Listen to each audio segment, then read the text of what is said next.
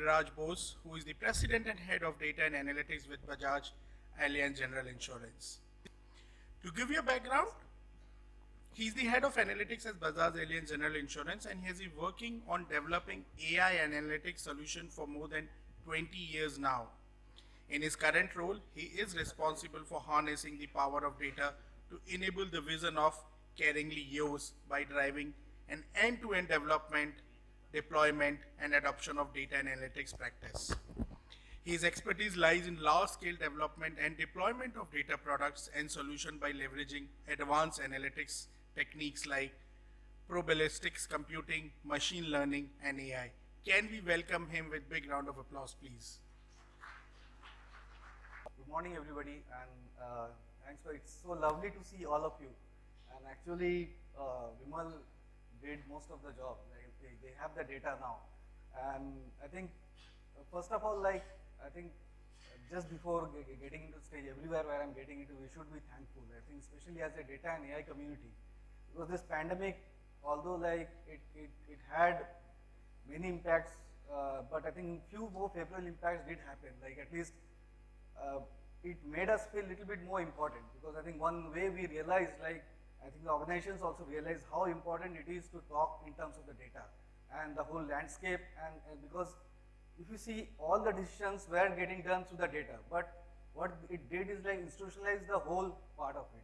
So what I thought, what I will share, although we talk, and almost all the organizations, as I say, somebody said it's a work in progress, but some form or other they are putting the data together to have a playbook or something. But I would like to share my experience. I think some of the other colleagues also, as a chief data officers or head of analytics, the names are still evolving, what organizations can call us, but essentially empowering person who can take all the key decisions around the data. So some learnings, and especially learnings in our context, which is more practical. Once you have the data, how to manage it, and how to do it in a large scale enterprise where you have especially you have multiple functions, you are taking care of multiple units which has different appetite for risk, or different appetite for actually even go-to-market strategy as well. So it's, I think one line I can say, I'll just kill the surprise, it's please keep it very simple and please keep it very flexible, because things are evolving. If we get very strict around it, it's all, it can get a little bit difficult to reverse some of the changes which may impact it. So mostly, I think inefficiencies, I think let's forget this, but important part is as a data officers, what is our job? I see it's very much like any of the e-com platform where we are talking about take one data element, and I need to ensure that data element gets delivered to the most valuable users or the stakeholders in a most efficient way. Now that has if you can think about it's a data delivery model. For each of the data elements there is a value, certain value for it, just easier to probably correlate with an e-commerce platform, but there is a big difference, two big difference at least. One is procuring this data element, especially around the cost and effort to procure these data elements is not the same. And I think there is one more bigger part, which is on the end user. So if you are running a large enterprise, or if you are running a very large scale multiple function, let's for most of the people who are running a group businesses or having multiple business, everywhere, how to ensure the delivery goes to the end users. And often what happens, the same data element have a different value for different users. So this is all from the supply side of the equation. So in practical world, if you ask me, I don't think it's going to be we will never be perfect. I think the job is how to reduce the imperfection, and in terms of delivery of this data element to the end users. So let's keep that in mind, and I think on the demand side, because most of us, and especially starting from whether it's next gen guys coming and coding and doing all the want to do all that advanced and nice looking AI stuff, or how the industry is moving. So there are few significant way things are moving actually, and especially throughout the pandemic. And these are few things are my personal view also. It's although we are talking about huge data, but I think the game will get into how somebody can play with less and less data. And people working on Indian market, probably we know many analytics projects we also run with no data. And somehow we have to do it. But important part is like why I'm talking about less data is going to be more important, because there are democratization, there are, if you see a lot of the initiatives from especially the government of India, I can take from the insurance sector, like we are things we have never thought about earlier, we are doing now, and it is driven by the regulators, be it starting getting into the a target for the penetration level, like just to give an example, right now let's say general insurance is having in India penetration less than 1%. In 5 years we want to take it to 2.8%. Now it's a huge target set by the regulators, the first time some regulators are doing, but at the same time they are enabling everything. So a lot of the things we were thinking about doing, they are democratizing, and everything will be available to everybody. So then what will matter? What will matter is like the customized data, or those organizations will end up probably harnessing some of the customized data, how they can use it, because all the other tools and techniques are going to get commoditized. So that's what I think things are coming where, and we can see a large extent, like, and I'm sure here a lot of people are there who are, I think, and even like our partners, we are using same partners for multiple, whether it's like healthcare, whether it's like insurance, banking. It's because this horizontal game or application of AI is going to get large scale. So the niche is going to be on the computer side. Now, think from the data point of view. So deriving the value of in the data element for that kind of I would say that kind of ecosystem. It is very important to have a very efficient path of data delivery so that it can be reversed. And I think that's what it is like. And I think other thing we are also realizing, like how the top-down approach is coming up. Which in other words, like I think probably 2 years back, we have been also building a lot of the huge neural networks, which used to take huge training time, very expensive process. Now we are not able to implement successfully to the same extent at the edge. Let's take, like, we do a lot of crop insurance.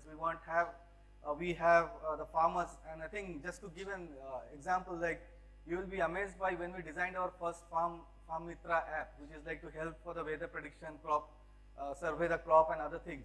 A huge download, 2-3 lakhs download happened within 2-3 days. So we were not thinking about that kind of thing. Our servers crashed initially. So what I'm saying is that adoption is there, the demand side is there, and when there somebody is, I think the demand is getting industry agnostic also. So what people are expecting from the e-com platform, they are expecting as a consumer, same from the, I would say, like even any of the I would say more restricted or more regulated service partners as well. So that's the challenge, and I think that's why I think top-down approach is like also taking care. It's just to give one summary, which is like building the AI based on first create the human logic and then build it at the top of it. So that's what is going to see. We will see more and more on this. So even if we do that, like I think, and we know, like, is the data is good enough? What we do is like it's like as I said, like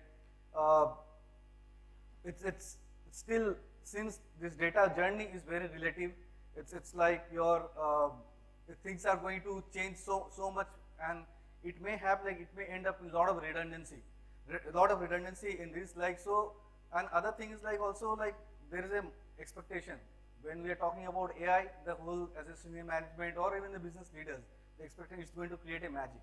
But I think the fundamental part is like, it's not only about developing the model. We also need to ensure at the end of the delivery that the data elements are available in an operational form. And I think that's why probably the large enterprise gets a little bit more advantage, because you get a lot of the operational data to optimize it. And why I say so? Because that is like without investing much on any other form of data, which is already you are getting it, and that gives a little bit more faith.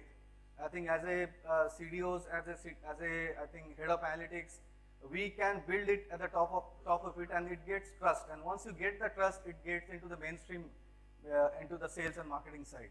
So again, I think so. All this, as I was talking about, like, we just try to keep things very simple. And I think the fundamental part is like, now we can start and try to basically create the whole universe. But my suggestion will be like, that's very expensive. Better narrow down the problem, question till it is very narrowed, and build from that. So whether you want to, so in other words, like it's because right now I think the biggest advantage we have the ecosystem, right? Earlier the ecosystem players are not there, the advisors were not there, the skill set were not there. Now everything is there, and I think as a leader, especially when I got to know the profile in this group, like we have a much bigger responsibility in terms of building the faith of the AI community and to the mainstream business. And I think it's a matter of time, and I think how we deal with this is going to decide like where we are going to land up. I think at present, definitely things are still work in progress kind of thing, but I think a lot of the things, good thing is like we are able to solve the niche problems very well, whether or we call it like a narrow AI kind of solutions. But I think there is a benefit to continue doing that, because we have not faced all kind of situations till now. So my suggestion at least will be like, till we are not very confident and we haven't evaluated the risk point of view, let's focus and build step by step, because it takes some time to build this data credibility over a period of time. I think again, as I was talking about, like now we are managing large enterprises, multiple functions. Within the function, each of the products are like a companies. So how are we doing that? And also and then this is like as a community also, like it's a very simple thing. It's like and this is like, if you see, we are calling it like defense offense is one way of calling it. People call it centralized versus decentralized, what to centralize, what not to decentralize. But when it comes to data, I would say the strategy, lot depends on like what is your overall strategy, how aggressive you want to go as a like, whether you want to have more control or whether you want to have more flexibility. Now, I think the obvious answer, people will think like, okay, two type of answer I have seen whenever I ask this, like one is like, let's go with more flexibility. But think, when you are building more flexibility, it's more expensive also. And not necessary, I think what the backend, you have to build it so that to mitigate the risk is going to be much larger than probably your benefit. So these are very important point, and the other part is like probably on the control side. Like on the control side also we can build, but I think that kind of restricts. So I think the other answer I get is like, why not build 50-50? So I think it's a simple thing. Like as an analyst, we all of us know like 50-50 or the mean median average is probably, if we want to do that, none of us, like the business won't need us. So it is for us to figure out which is the right proportion to do it, and it depends on the organization appetite. But important part here is like, I think I'll coming back to first thing is like, if you see the last point I was talking about, while one will give us a single source of truth, I think more and more important, what at least from my experience, I'm coming into the multiple version of the same truth, which is coming to the end state. And we have to optimize this process, how single source of truth can be moved to the multiple version of the truth. I think just to give an example, like 3 different sectors, be it hospitals, which is like more on the control defensive side or the control side, whereas the retailers and banks probably doing this one. But this is like a very large scale. Within that, same principles can be applied within each of them to different departments. And I would say, I won't say this is foolproof. There are definitely a lot of feedback we got, and we will continue getting it. But I think I can say like the life will be much easier if we can. And this may sound very simple. It's very difficult, because we have to deal with not only the tech people, organization, the layering lot of, so essentially what we are talking about, like kind of you are penetrating the whole org structure in a different way. So but I think putting this in a fundamental way it's also going to probably give more confidence to the let's say CEO or the chairmans to implement this kind of scenario. And accordingly, like also like not necessarily having one central CDO is coming to, like our experiments with multiple CDOs are also coming pretty well. And I think that also, and then even like the profile of the CDOs are going to be like, it's coming, evolving. Like a CDO who can manage centrally versus a CDO who can manage things at a unit level. It's coming very decentralized based on the risk appetite and how somebody wants to do. So these are some of the factors I would say, like I think, and I think, as I say, like whenever you build, my advice will be to try and build and keep it as much flexible as possible, given the budget and the cost constraint, or like I would suggest to run a proper P&L as an investment plan for each of them, and execute it. And I think important part here is like, when I was talking about one important part, if you are in a control, it's easier to go into a flexible mode. But once you are getting into flexible mode, it's very difficult to come back from it, from my experience. So be extra careful about doing that. And I think that's what I think I was talking about, like having a very good risk mitigation or risk management is very, very important. It's not only important for the particular application, but also as a saying, like, always have a second line of defense. Like what is my second best solution? It may be very far off, but I think I'm thinking all of us knows many use cases and many places where things were deployed with very high success, but one or two instances, especially at customer facing applications, did cause a lot of the disruption. So my suggestion will be to have very good risk mitigation strategy. Another thing, like at least I often, as I was talking about, like less smart backup. I don't need my smartest system to get deployed. As a backup, I always have a second best, or like a much dumb I can call about it. And because that also gives us, like, when my first topic is like how things are moving in AI, it's getting into a top-down system. So a lot of those solutions may not be very efficient at the end, but computationally and overall, if you see the ROI, is going to be much higher. So I think with that, I think I'll just wrap up. And thank you so much for patiently listening to me. Thank you.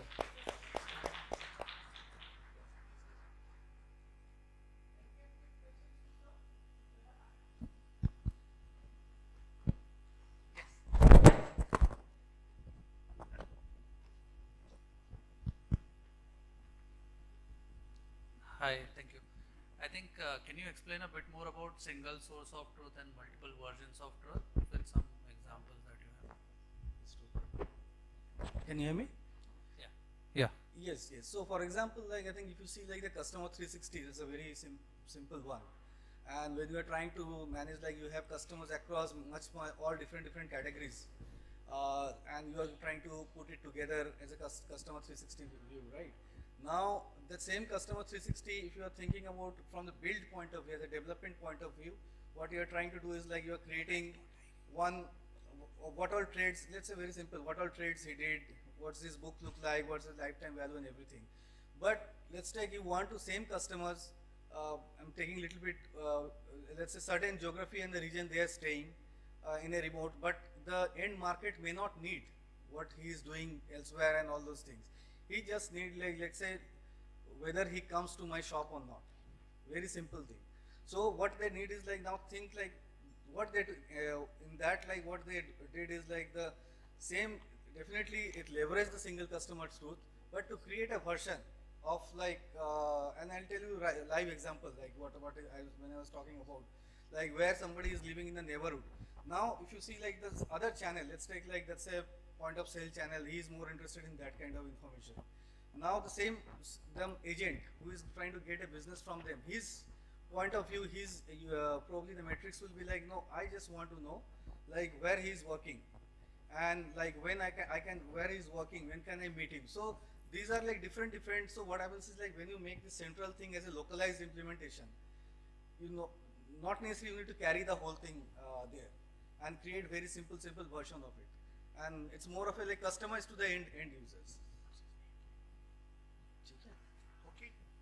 Yeah, one more question